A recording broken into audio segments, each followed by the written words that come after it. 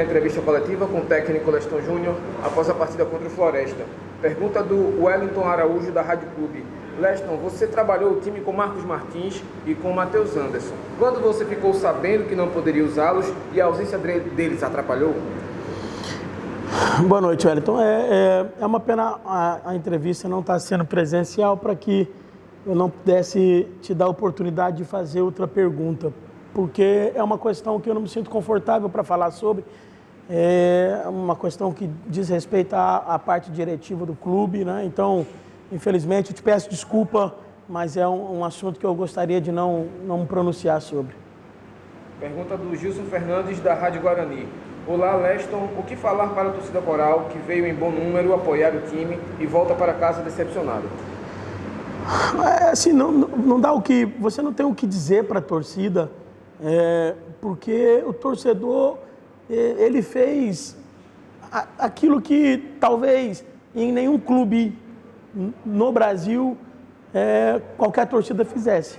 A torcida via no número que veio, num jogo pós-pandemia, um jogo 9h30 da noite, na arena, que a gente sabe das dificuldades do translado, né, e apoiar o time 90 minutos da forma que apoiou, né, eu particularmente não tenho o que dizer para a torcida, a não ser agradecer e dizer que esse sentimento do torcedor é o meu sentimento, porque essa classificação ela era importante em todos os aspectos, no aspecto financeiro, no aspecto competitivo, mas fundamentalmente era importante para dar ao torcedor um alento, para dar ao torcedor um conforto mínimo, né, após a temporada ruim que o clube teve. Então, infelizmente, o torcedor hoje está chateado mais uma vez, com muita razão, e eu preciso mais uma vez registrar assim, um agradecimento ao torcedor, não só o presente aqui,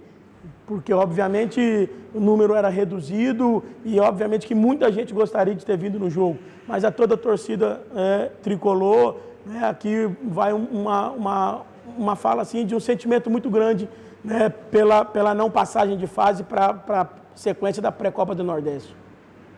Pergunta do Ricardo Luiz, da Rádio CBN. Boa noite, Leston. O time apresentou um bom nível de organização ofensiva, criou oportunidades.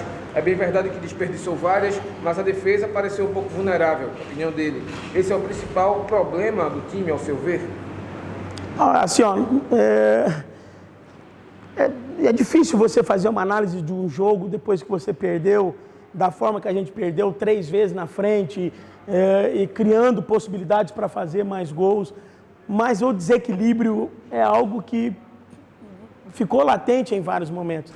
E o desequilíbrio, ora emocional, ocasionava desequilíbrio tático. É só ver os momentos em que a gente sofreu os gols, eram momentos que a gente estava sempre melhor no jogo. A gente não estava somente na frente do placar, mas estava também melhor no jogo do que o adversário. E aí daqui a pouco, 30 segundos, 1 minuto de desequilíbrio, acarretavam um lance agudo do Floresta e foram onde eles construíram os 3 gols. Então o desequilíbrio, ele é consequência de um emocional realmente assim muito aflorado, né, e o que acarretou em erros táticos, obviamente, que comprometeram de forma potencializada o resultado final do jogo. Pergunta do Fábio Mendes, da TV Tribuna. Boa noite, Leston. O Santa Cruz perdeu uma classificação após estar 3 vezes em vantagem. Você atribui essa incapacidade de segurar o resultado a fatores técnicos, táticos ou emocionais? Uma somatória de fatores potencializado pela questão emocional. O futebol não tem fator único para nada, nem para vitórias, nem para derrotas, nem para conquistas e nem para insucesso. É uma somatória de fatores e o fato da gente ter saído 3 vezes na frente do placar e ter sofrido o gol, como eu disse na resposta anterior, em momentos que a gente estava melhor no jogo, ela é latente que a questão emocional, a gente não conseguiu ter controle emocional que nos dava a condição de, naquele momento, ser uma equipe mais organizada defensivamente, uma equipe que proporcionasse menos espaço ao adversário, porque naquele momento quem tinha que ceder mais espaço para a gente era o Floresta, e a gente acabou cometendo muitos erros. E num jogo de futebol, num jogo eliminatório, onde em 90 minutos você define uma classificação, a quantidade de erros que nós cometemos, mesmo você tendo um volume ofensivo muito alto, acaba comprometendo o resultado. Pergunta do João Vitor Amorim, da Rádio Jornal. Leston, boa noite. Que ponto você vai atacar de forma mais urgente no elenco para recuperar o time depois de mais uma decepção? Boa noite, João.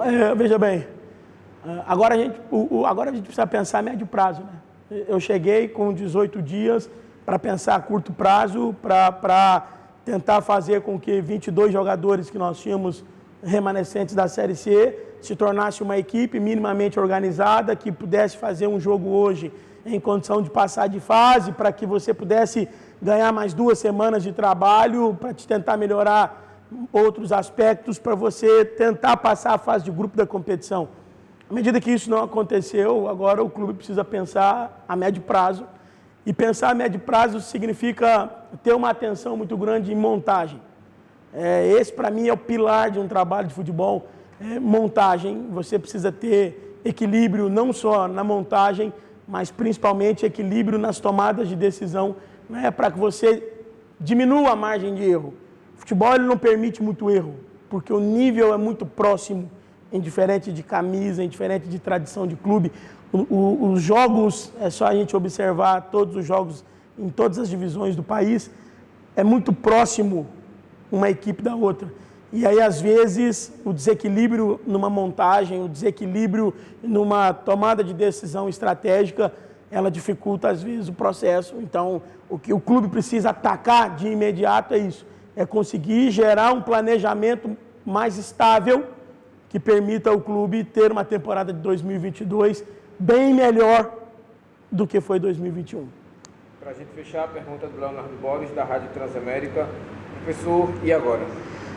Boa noite, Boris. Bom, e agora eu não vim para cá para fazer um jogo, né? Porque se fosse para fazer um jogo, eu não viria. Eu vim para cá porque, como eu disse na minha chegada, eu vim para cá porque eu tive uma passagem aqui, fui muito bem recebido pelo torcedor, né? E quando recebi o telefonema para vir para cá, eu me sentia na obrigação de aceitar o desafio, porque essa torcida merece, né? Por tudo aquilo que eu tive aqui em 2019, por parte dela. Então, eu vim aqui para, juntamente com as pessoas que fazem o clube, buscar a retomada do clube em 2022, fazer com que o clube bata o pé na Série D e volte imediatamente para onde nunca deveria ter saído, né? Então, agora, planejar 2022 com inteligência, com sabedoria, com tomadas de decisão estratégicas que permitam ao clube uma temporada sólida esportivamente falando.